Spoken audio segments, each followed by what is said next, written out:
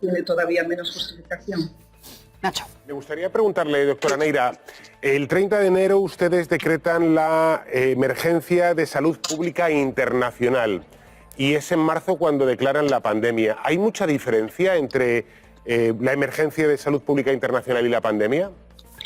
Bueno, me alegro que me haga esa pregunta porque creo que es importante aclarar. Nosotros tenemos un sistema de declaración de alerta internacional que lo usamos en poquísimas ocasiones.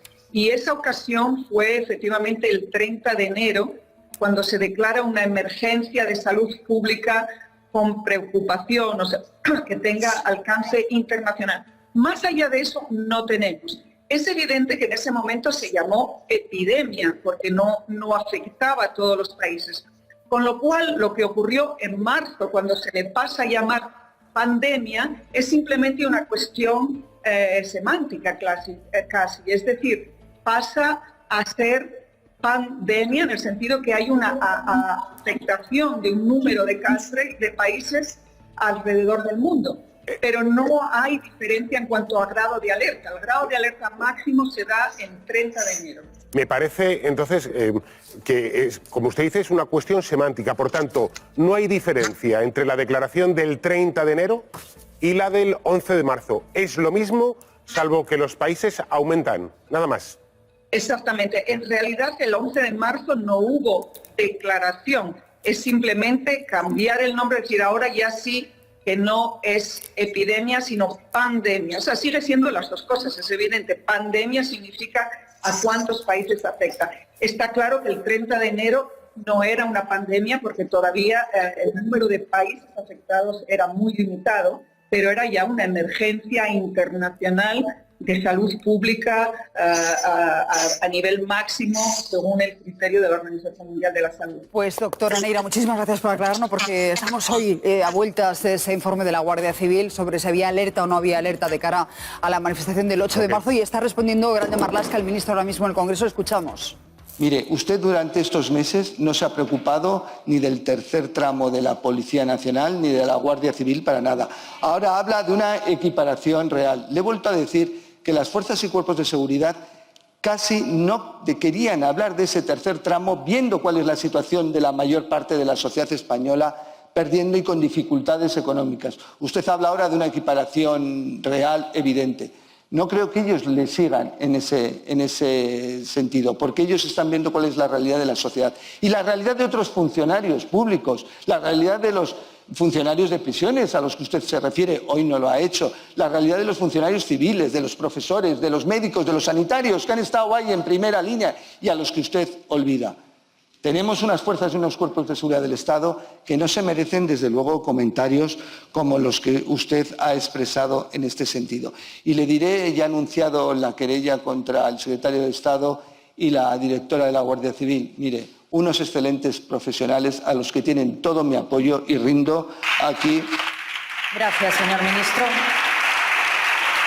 Gonzalo, te pido un resumen de la intervención del ministro y de las críticas de los dardos de la oposición. Bueno, básicamente la diputada Carolina España del Partido Popular ha acusado a Grande Marlaska de ser un irresponsable. Dicen que han cesado al coronel Diego Pérez de los Cobos por cumplir con su obligación, es decir, investigar lo que le decía la jueza, y que es un ataque muy grave a la independencia del Poder Judicial. Él ha contestado, en primer lugar, dos cosas muy importantes. Uno, no tenía conocimiento del informe de las diligencias de las investigaciones de la Guardia Civil, el famoso informe de las 80 y pico páginas, no sabe su contenido y no lo tiene encima de su mesa, por lo tanto no ha podido destituir al coronel Pérez de los Cobos por el contenido de ese informe. Y sobre la subida, digamos, salarial que ayer se aprobaba en Consejo de Ministros, ha dicho que estaba prevista para antes, digamos, de la crisis del coronavirus, pero que con la crisis han sido los propios guardias civiles y policías los que han dicho, oigan, con esta pandemia, con la que está cayendo en España, no podemos ahora subirnos el sueldo. Pese a ello, ayer lo hicieron. Bueno, pues cuando María Neira ha dicho eso de que el 30 de enero ya hubo una alerta por parte de la OMS, que es bueno, pues el principal aviso que puede hacer esta Organización Mundial de la Salud, aquí habéis saltado los dos, Nacho, Alfonso. Ayer por la tarde estábamos, Nacho y yo, trabajando en el informe de la Guardia Civil y pensando, siendo bien pensados, ha sido una errata, ha sido una confusión. Tienen razón los compañeros que acusan a la Guardia Civil de equivocar la fecha de la pandemia, pero resulta que la directora de Salud Pública de la Organización Mundial de la Salud acaba de decir en Espejo Público no solo que no es una errata, sino que se corresponde a pies juntillas con la realidad. 5 veces en la última década, la OMS ha decretado ese nivel de alerta. Con el dengue, con el Zika, con la fiebre amarilla y ahora con el COVID-19. O sea que ni de lejos era un error. Y fue, insistimos, el 30 de Lo importante de esto es que la emergencia de salud pública internacional es un recurso inhabitual que implica urgencia, estado de máxima urgencia internacional. Y por tanto, esto ya se sabía el 30 de enero. Es cierto que por entonces era epidemia, que no era pandemia, pero ella ha dicho, ella, la directora sanitaria de la OMS, ha dicho que es un cambio semántico, Sí, simplemente semántico. Por tanto, la pregunta es, ¿dónde está el bulo? ¿Cuál es el bulo? ¿Cuál es el bulo ahora? Ese primero si la directora de la OMS está diciendo, ¿dónde está el bulo? ¿Cómo lo ves tú, Luis? Bueno, ya sabes que yo soy un poco... Yo estuve aquí la semana pasada y yo creo que el ambiente es irrespirable. Este es un país con miles de muertos y el ambiente es irrespirable. Y ahora vamos a entrar, la semana pasada fue Bildu, la reforma laboral, y ahora vamos a entrar en el asunto de la Guardia Civil. A intentar desacreditar a dos oficiales de la Guardia Civil que son un capitán y un teniente. Me extraña que participen en una conspiración para derribar a ningún gobierno. De todos los guardias civiles que conozco, ninguno ha participado. Y ahora vamos a tener que posicionarnos a favor de la jueza, a favor de la Guardia Civil, o a favor de Marlaska, o en contra. Y este país no aguanta. Yo creo que deberíamos estar en otras cosas. Y deberíamos estar, el primero el gobierno, por supuesto, es que se tiene más responsabilidad, pero en otras cosas. Este es un episodio tremendo y la juez tiene que investigar. Pero es que el ritmo que llevamos es increíble, ¿no? Porque el viernes, ¿no? La semana pasada, el viernes nos echamos las manos a la cabeza porque el gobierno había llegado a un acuerdo con Bildu para derogar la reforma laboral íntegramente y todo esto era un superescándalo hace 4 días. Estamos y hoy estamos con un nuevo superescándalo. Estamos tapando que afecta sartenes al ministro del Interior. con la misma tapa. Mira, escuchando al ministro del Interior. Vasos de agua, también os lo digo, porque ¿quién se está acordando ahora de ese acuerdo con Bildu y de la reforma íntegra? Escuchando al ministro del Interior, que nadie se espere que el ministro del Interior en sede parlamentaria va a reconocer que ha cesado a un coronel por no darle un informe. Eso es de perogrullo. Pero hay pequeños datos que se nos olvidan. El número 2 de la Guardia Civil, Laurentino Ceña, está ya prácticamente jubilado. De hecho, debería haber dejado de ejercer hace semanas. Por voluntad propia y en ejercicio de responsabilidad, ha prolongado su estancia en el mandato, siendo el número 2 de la Guardia Civil, durante el estado de alarma. Lo ha prolongado voluntariamente. El que no termine de entender que Laurentino Ceña se fue ayer como respuesta al cese de un compañero del cuerpo, no sabe de qué va esto, porque él no tenía que hacer ningún movimiento, se jubilaba ya. Claro. Y ha hecho un gesto evidente. Tiene que constar en acta. Dicho lo anterior y por contestarte. Sentía malestar por cómo se había cesado a Pedro. Dicho lo anterior y por contestarte, no se sostiene la versión oficial. O sea, no se destituye a un coronel un domingo por la noche por pérdida de confianza. La confianza no se pierde un domingo a las 4 de la tarde. Correcto. Lo ha perdido mucho antes. Ya. Y en todo caso se destituye un día laborable. Pero puede ser que la pérdida de confianza, Luis, sea por otros motivos que nada tengan que ver con este informe del 8 de marzo.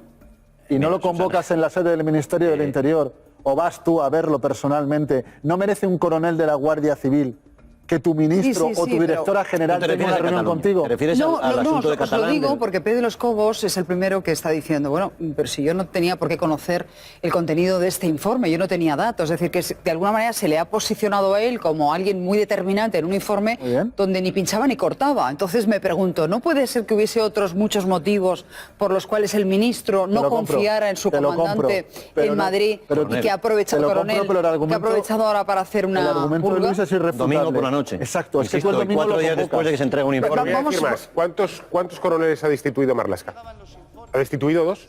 A Manuel Corbín y a Pérez de los Cobos. Oye, vamos a escuchar a Marlaska, por cierto, porque veo gestos por parte de la bancada popular. Los informes no se realizarán. Mire. Muchas gracias. Gracias, señor ministro.